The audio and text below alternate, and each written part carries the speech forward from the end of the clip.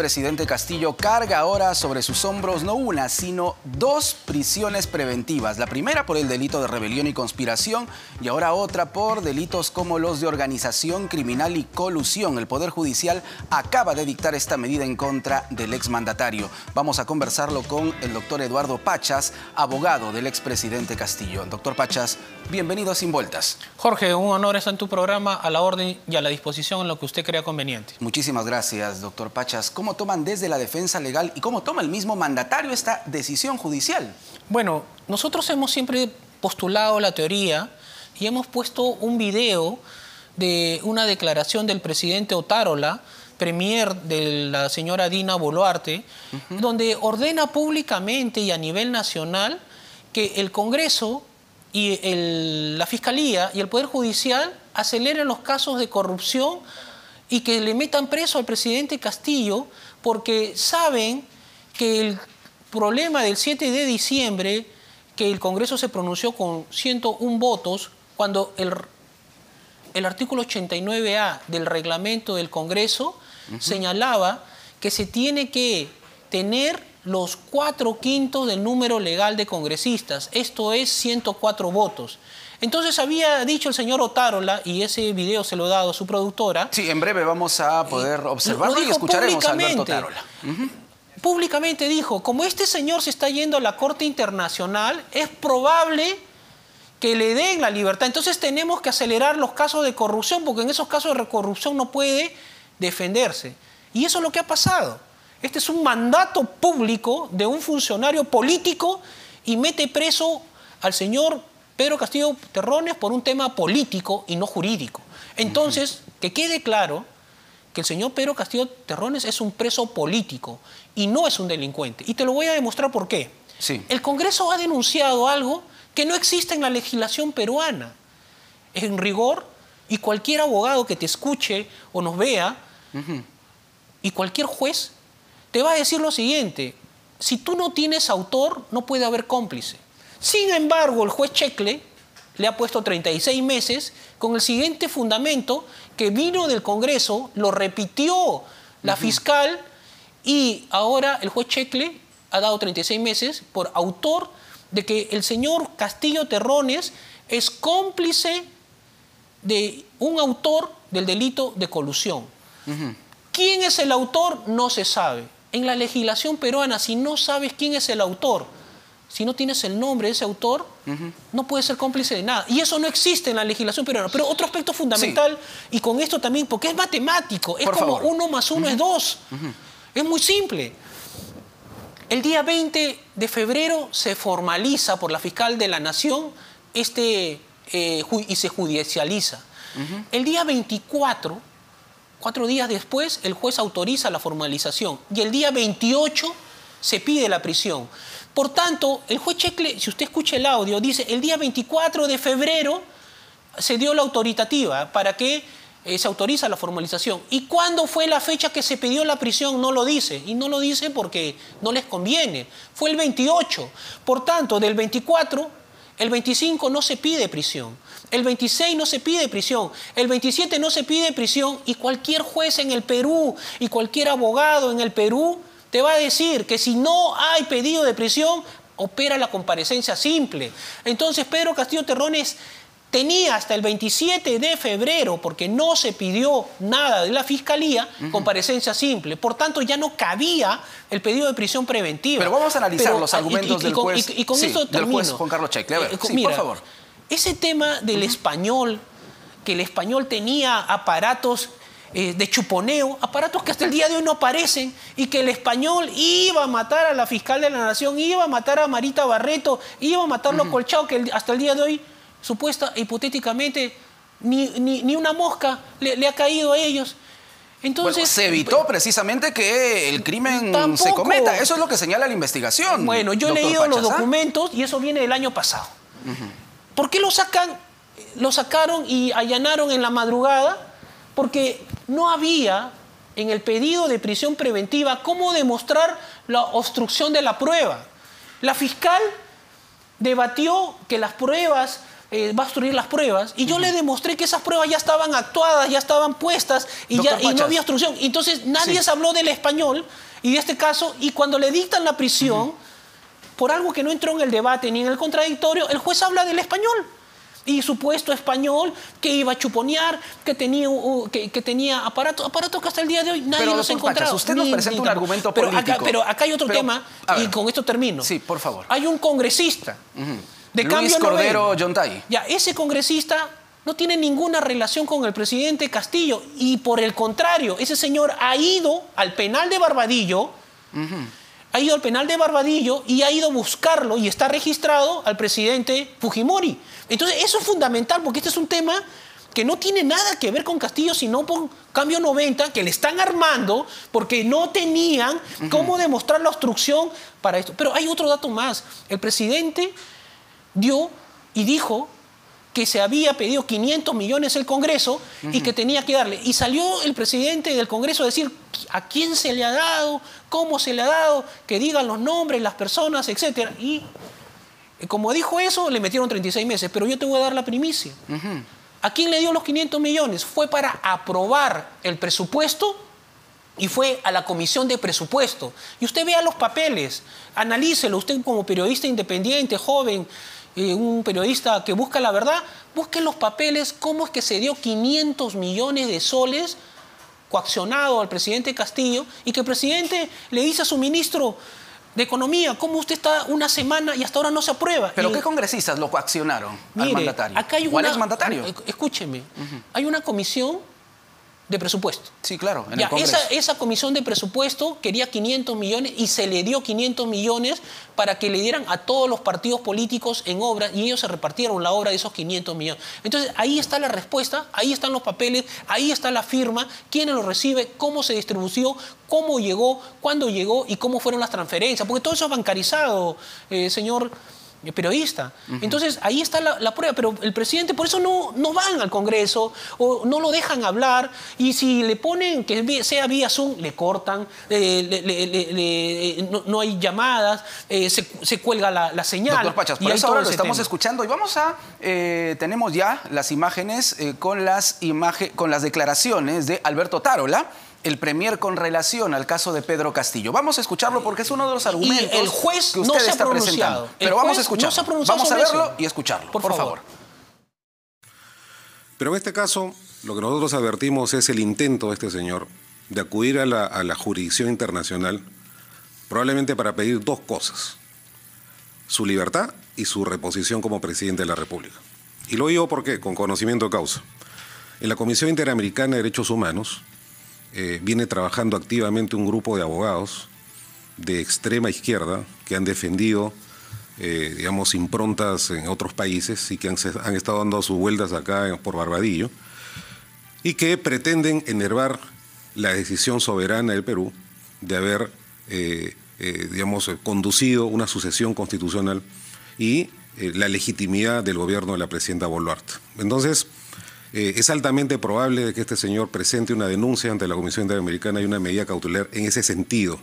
Y es por eso que nosotros necesitamos urgentemente que dentro de la independencia y digamos, las competencias que tienen los órganos del Estado, especialmente en el Congreso de la República y en la Fiscalía de la Nación, se aceleren en la medida de lo posible y dentro de los cauces que da el debido proceso, los temas de corrupción, de acusación por corrupción que tiene este presidente, que son los que menos se pueden defender en la jurisdicción internacional.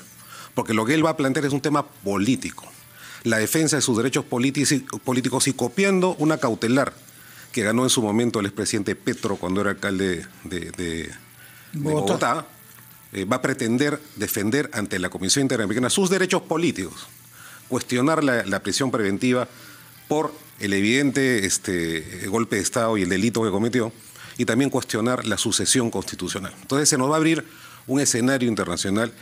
El Perú está preparado, la Cancillería está preparada, el Ministerio de Justicia está preparado y esperamos que los órganos del Estado también lo estén para defender la democracia en el Perú, en este caso ya, ante la jurisdicción internacional.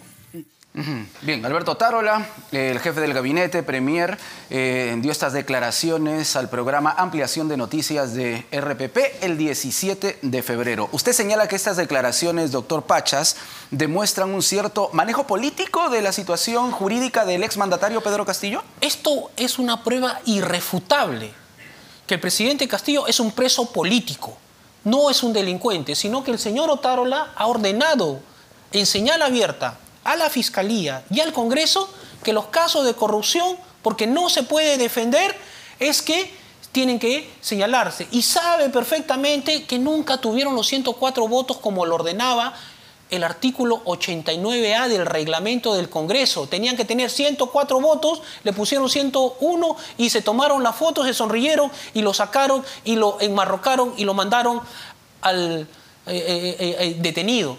Y hay más, señor.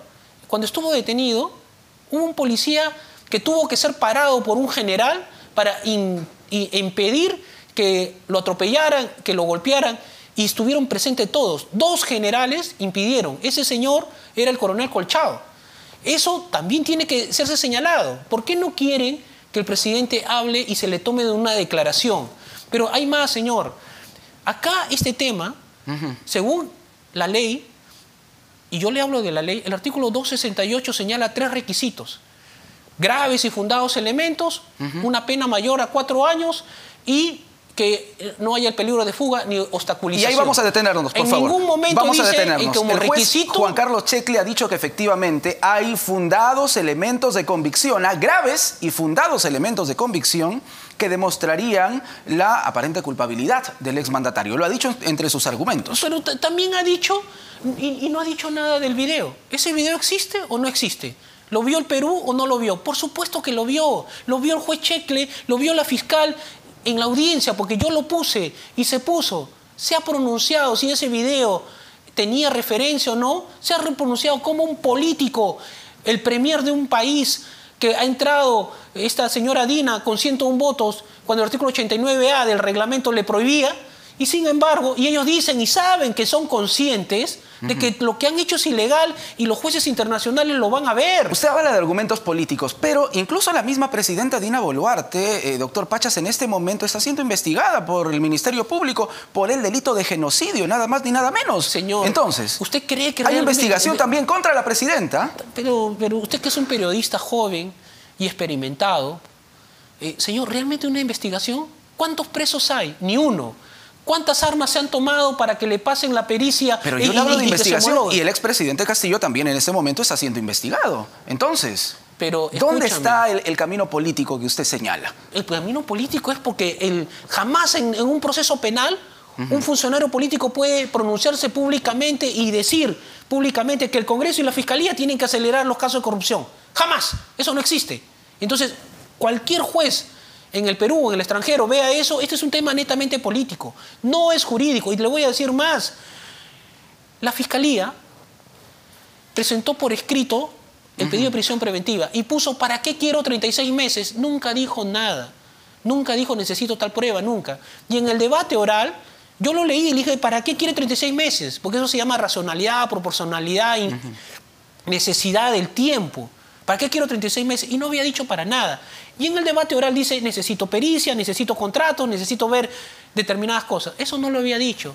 Cualquier abogado y cualquier juez o fiscal en una diligencia dice algo que no está en su documento, el juez lo sanciona. Pero acá, ¿qué ha dicho el juez para meterle 36 meses al preso político Pedro Castillo Terrones? Lo que ha dicho es, efectivamente, la fiscal tiene que revisar los contratos, efectivamente, cuando eso no estaba en escrito. Eso es materialmente como 1 más 1 es 2, porque usted lee el escrito y no dice nada la fiscal. Pero vamos con el segundo argumento, el tema del arraigo domiciliario, por ejemplo. Lo que dice el juez Juan Carlos Checle es que ya la familia del expresidente no se encuentra en el Perú, está en México. Incluso el gobierno mexicano en algún momento también se mostró dispuesto a asilar al exmandatario. Y además hay que considerar que Pedro Castillo fue en su momento intervenido en una situación que jurídicamente se denomina de flagrancia. Entonces, ¿no son esos argumentos suficientes, doctor Pachas? Tampoco. Te voy a explicar. ¿Por qué? Te voy a explicar por qué. En primer lugar, hay 2 tipos de arraigo. El arraigo domiciliario y el arraigo familiar. Entonces, en el arraigo familiar, la Fiscalía postuló que sus 2 hijos y su esposa estaban en México asilados, que es cierto. Exacto. Y en el debate corrieron traslado y yo le dije, pero el presidente Castillo, aparte de ellos, tiene sus 2 padres, tiene sus hermanas, tiene su hija Jennifer Paredes, que vienen a verlo. Entonces, tiene su familia. Entonces, ahí el juez dijo, bueno, no le podemos hacer caso a la fiscalía, pero tiene familiares y lo pone familiares. Y nos da como válido y en algo nos acepta, porque su papá y su mamá es su familia. Sus hermanas es su familia. Y su hija Jennifer Paredes, que está en el Perú, es su familia. Y la esposa o el papá de su esposa y toda la familia es su familia. Entonces, sí tiene arraigo. Pero el problema radicaba, estimado periodista, en el arraigo domiciliario. Entonces, acá el juez dice, la fiscalía postuló, no tiene domicilio porque vivía en el Perú en Palacio y luego fue detenido y lo pasaron a un penal. Entonces, nosotros le demostramos, ¿en el penal acaso el presidente Castillo no está? El Congreso no lo notifica en el penal, el juez lo notifica en el penal, la fiscalía lo notifica en el penal, ahorita estamos transmitiendo desde el penal. Entonces no me puede decir que su domicilio no es el penal. Entonces, ¿qué dice el juez? Efectivamente, vive en el penal, está en el penal, pero es probable, porque ya saben pues que no tienen los 104 votos y que han vulnerado el artículo 89A del reglamento del Congreso, lo saben, y eso cualquiera lo puede ver. Entonces dice, es probable que salga en libertad, ya sea por un juez extranjero o ya sea por un juez nacional. Por tanto, en esa posibilidad no tiene domicilio. ¡Qué absurdo es eso! O sea, es igual que yo compré un boleto de la Tinca y yo digo, ¿es probable que mañana sea millonario? Sí, es probable, pero ¿cuántos votos o boletos hay entre 1 millón? Entonces, eso no lo dice. Pero, doctor Pachas, precisamente la decisión del juez en este caso de la prisión preventiva está basada en la posibilidad, ¿no?, en el anticiparse a que, en este caso, el expresidente Castillo no fugue del país. Ahí también te vuelves a equivocar, mira. ¿Por qué? Te voy a decir, en primer lugar, nunca hubo delito de conspiración, de rebelión ni abuso de autoridad. Pero lo capturaron camino a la Embajada de México, doctor Pachas. Tampoco, te vuelves a equivocar y te voy a dar una primicia. ¿Por qué? Escúchame. El presidente Castillo no se iba a fugar a México y nunca fue su intención el de fugarse a México. Y tú puedes revisar... No, asilarse, no fugarse, asilarse. Lo que crea conveniente. Si tú revisas en el equipaje que hay de las personas, no está la ropa del presidente, ni se iba a asilar ni nada. Eso que quede bien claro. Y el presidente jamás ha aceptado. Esa fue una versión de la fiscalía y eso fue lo que se le inventó al presidente. Pero lo de la ropa es un argumento menor, doctor Pachas. No. Es un argumento menor. Es un argumento clave. La ropa se la podrían traer después, se podría comprar ropa. Es un exmandatario, ¿no? Escúchame. Pero al margen de ello, hay que ser claros.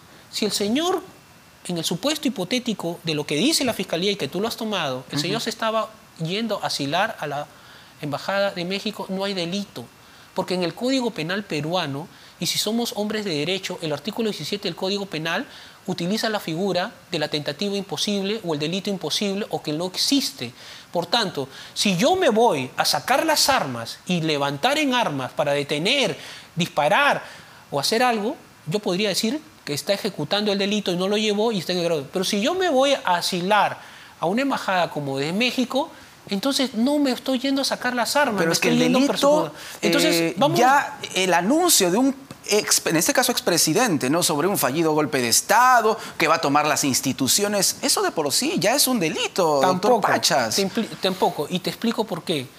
Los delitos tienen bienes jurídicos tutelados. Y te pongo un ejemplo. Aquel que hace maniobras abortivas en una mujer que no está encinta, o aquel que quiere matar a su enemigo con un vaso de agua sabiendo que el agua nunca le va a hacer daño. Y eso se llama en el derecho penal el delito imposible, la tentativa inidónea por el medio alcanzado. Entonces, Pedro Castillo Terrones lee un discurso, es cierto, el 7 de diciembre. Y anuncia un golpe de Estado, cierre del Congreso, toma de instituciones. Y esa es la mitad de la historia, por cierto. Porque la otra mitad de la historia la tiene que contar el propio Pedro Castillo, y ya te he hablado de los 500 millones del Congreso y te da una primicia. Pero usted hay sabe parte de la historia como su abogado. Yo sé toda la historia, porque tengo que ser su abogado y tengo que defender este caso y tengo que revisar el expediente. Pero hay más. Entonces, hablemos del delito, hablemos del artículo 17 del Código Penal y hablemos del medio... ¿Quién escribió el discurso al expresidente Castillo? Escúchame una cosa. El medio idóneo para realizar el delito de conspiración, rebelión o abuso de autoridad no existe. Porque nunca hubo una autorización, nunca hubo decreto que se firmara. Y luego nunca hubo ningún policía, ningún soldado, nadie fue detenido, nunca hubo un balazo, nunca hubo nada de eso. Y el presidente lo sabía. Y lo sabía porque el hecho de que no haya conseguido el apoyo de las Fuerzas Armadas ni de la policía no deja de lado el argumento de que él cometió el delito de querer tumbarse al Congreso, de patear la Constitución, doctor Pachas. Amigo periodista, un golpe de Estado. Yo te hablo del artículo 17 del Código Penal. Yo te hablo de la tentativa imposible. Yo te hablo de que no hay el tema del apoyo de la policía y del ejército. El presidente lo sabía. Pero él tenía como líder de izquierda, como una persona sensata, y salir al frente a un país con un Congreso que lo acosaba, 3 vacancias por los mismos hechos. Se mandó con el discurso entonces. Si él sabía que no tenía el apoyo, ¿por qué lo hizo? Porque tenía que hacerle par a ese Congreso que ya lo estaba hostilizando. ¿Con un golpe de Estado? No. ¿Con la toma de las instituciones? Señor, esa es una proclama del presidente frente a un ejército y a una policía que ya lo había denunciado por el tema de los ascensos a los militares y que, según ellos, no era de su agrado el presidente Castillo. ¿El discurso lo escribió el expresidente Castillo? Eso tendríamos que preguntarle a él y él dará la respuesta necesaria. Pero esa investigación aún está... Y eso el presidente Castillo quiere decírselo al Congreso y quiere señalarle. Pero le voy a dar otra primicia. ¿Es posible que a una persona se le pueda procesar 3 veces por los mismos hechos que ya son cosas juzgadas? La respuesta es que no. Ejemplo, la primera vacancia fue procesado el presidente Castillo y se archivó. La segunda vacancia era lo mismo que la primera. Y la tercera era lo mismo que la primera, segunda y tercera. ¿Eso existe en la legislación peruana? No. No existe. Cualquier persona que es procesada por un delito y lo vuelven a procesar por los mismos hechos sobre pretexto de una nueva calificación, hace cosas juzgadas. ¿Y por qué no esperó el expresidente Castillo unas horas? Porque todo indica que no se tenían esos 87 votos para vacarlo. Eso es lo que usted dice y es lo que le han vendido. Es lo que dicen los mismos legisladores, ¿no? Bueno, es lo que dicen. Bueno, por eso le digo, ¿por qué no esperó? Acá el tema concreto son preguntas que él debe responderlo. Pero sí le digo que la historia de que se lee el discurso es una historia a medias, porque hay otra historia y te doy los documentos que tú los puedes encontrar, porque yo sí los he estudiado, porque soy el abogado y pertenecía del equipo de abogados que estábamos ahí. Las 3 vacancias del Congreso era una forma de hostilizar al presidente porque eran los mismos hechos que habían cosas juzgadas. Y quien dio el golpe no fue el presidente Castillo, se equivoca, fue el Congreso. Antes del 7 de diciembre ya lo habían golpeado al presidente Castillo. Y el presidente Castillo sabía que él no tenía el apoyo de las fuerzas policiales ni del ejército. Lo sabía.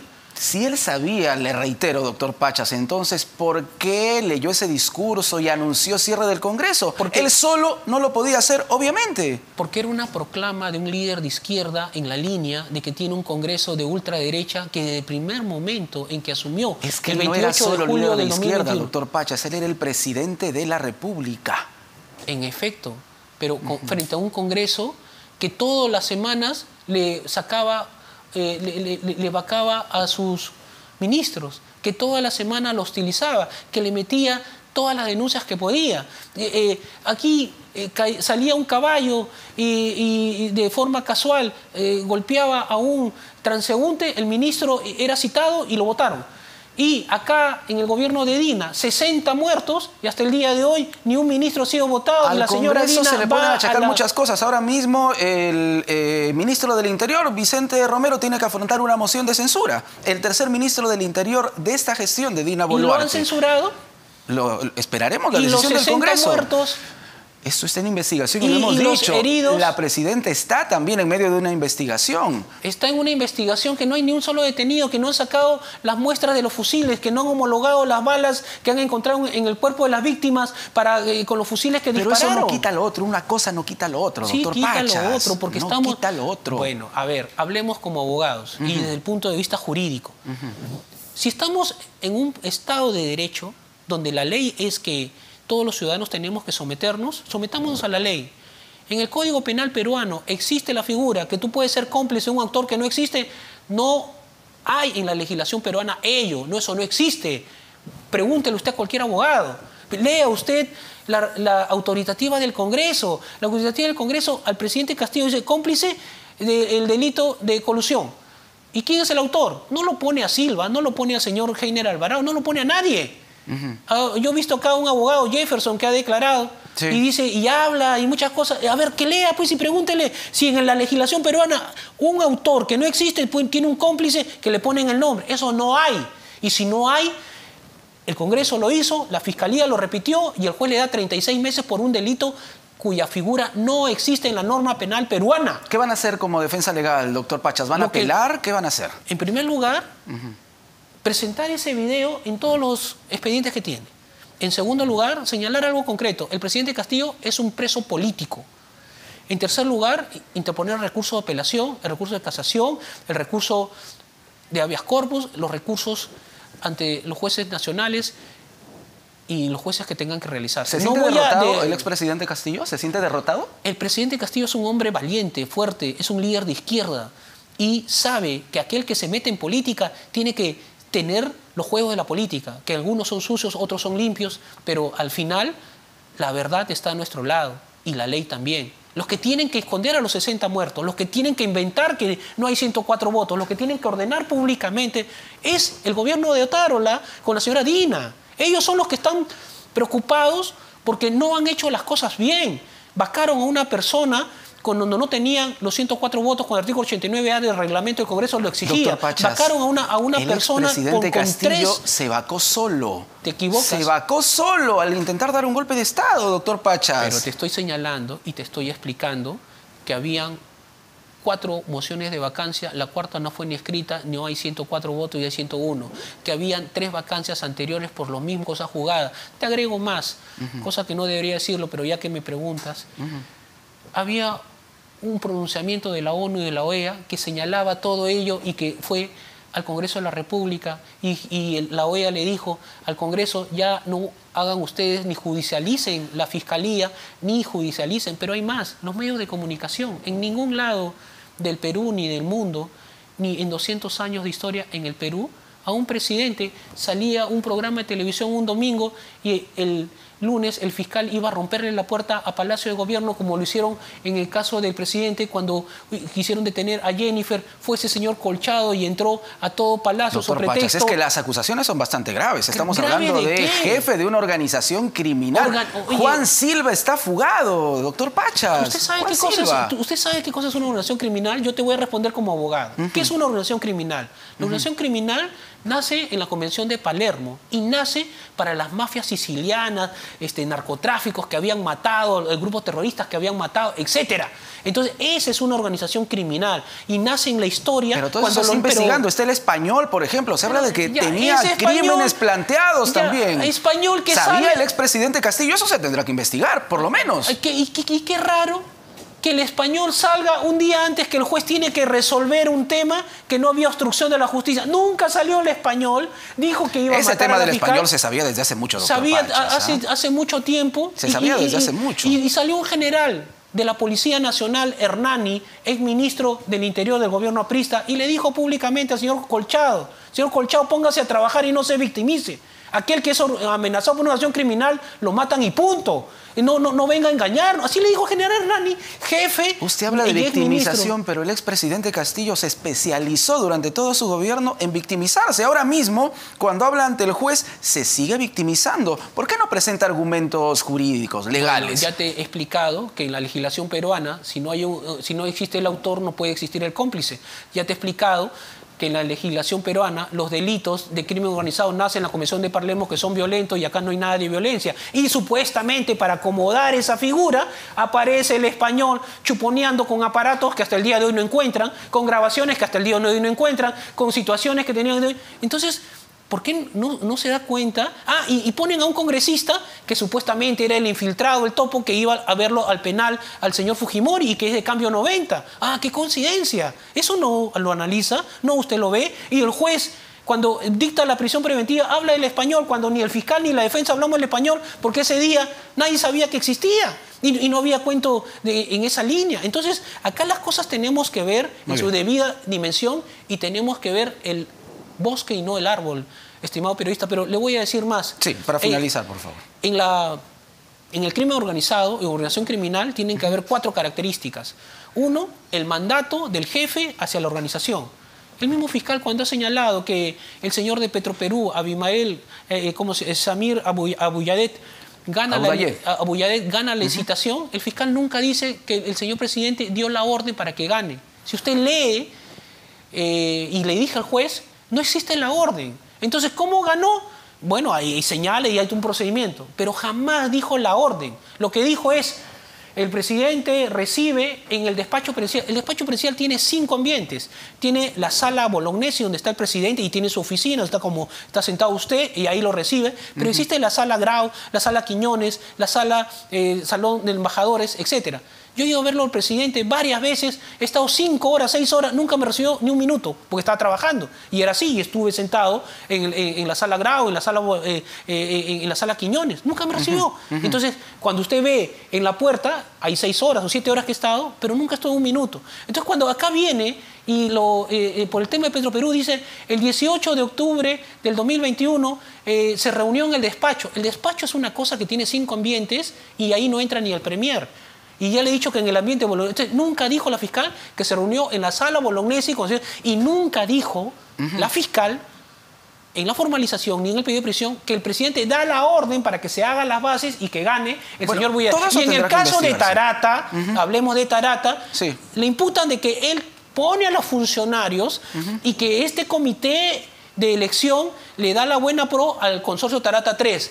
Demostré en el debate que esos funcionarios, que eran 2, fueron elegidos en el gobierno el 21 de abril del 2021 y que Castillo Terrones asume el 28 de julio del 2021. Entonces, ¿por qué huyó Juan Silva? ¿Por qué huyó Juan Silva?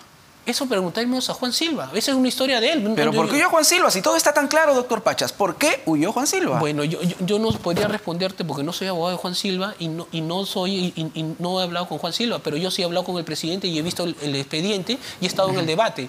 Y la fecha que son nombrados esos funcionarios es la resolución 99 y es la fecha 21 de abril de 2021. Si ahí está el papel y dice que lo nombró el gobierno anterior, ¿cómo le imputan que el presidente Castillo lo nombró después? Muy bien, estaremos atentos al resultado de las investigaciones y a los recursos que se van a presentar. Gracias, doctor Pachas. A usted y una gentileza, su programa, siempre a la orden y a su disposición. Un honor estar en su programa, señor periodista. Muchísimas gracias. El doctor Eduardo Pachas, abogado del expresidente Pedro Castillo, ha contestado nuestras preguntas.